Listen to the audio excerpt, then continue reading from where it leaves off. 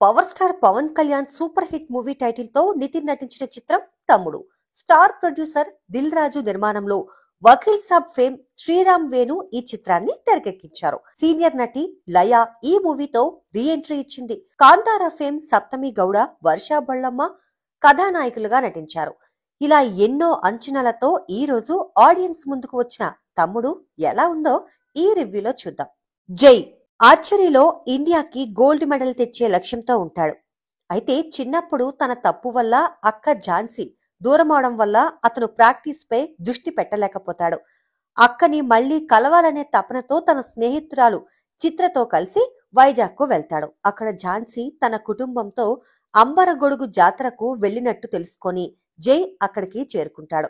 ఆ సమయంలో ఝాన్సీని చంపేందుకు business man అజర్వాల్ team ప్రయత్నిస్తుంది. అసలు ఎందుకు అజర్వాల్ ఆమెను టార్గెట్ చేశాడు? అజర్వాల్ చేతుల నుంచి అక్కను రక్షించడంలో జైకి గిరిజన యువతి రత్నం ఎలా సహాయం చేసింది? చివరకు జై తన చిన్ననాటి తప్పును సరిదిద్దుకున్నాడా? అక్క ప్రేమను తిరిగి పొందాడా అనేది తెరపై చూడాల్సిందే. అక్క మాట కోసం తమ్ముడు చేసే పోరాటమే ఈ చిత్రం. ఒక క్రూర విలన్ ఆడే నాటకంలో ఓ సిన్సియర్ గవర్నమెంట్ ఆఫీసర్ ఇరుక్కోవడం, ఆమె ఆశయం నెరవేర్చేందుకు తమ్ముడు చేసే పోరాటం ఈ సినిమా స్టోరీ లైన్. దర్శకుడు శ్రీరామ్ వేణు గత సినిమాల తరహాలోని కమర్షియల్ అంశాలకు పెద్ద పీట వేస్తూ ఈ చిత్రం సాగుతుంది. అయితే స్క్రీన్ ప్లే పరంగా అంచనాలను చేరుకోలేకపోయాడు. స్టోరీ థీమ్ డిఫరెంట్ గా ఉన్నప్పటికీ తెరపై ప్రెజెంటేషన్ మాత్రం రెగ్యులర్ గా అనిపిస్తుంది. ఫస్ట్ హాఫ్ లో నితిన్ అక్క కోసం వెతకడం వంటి అంశాలు అంతగా ఎమోషనల్ గా లేవు. అయితే ఇంటర్వెల్ బ్యాంగ్ కొంత ఆసక్తి కలిగిస్తుంది.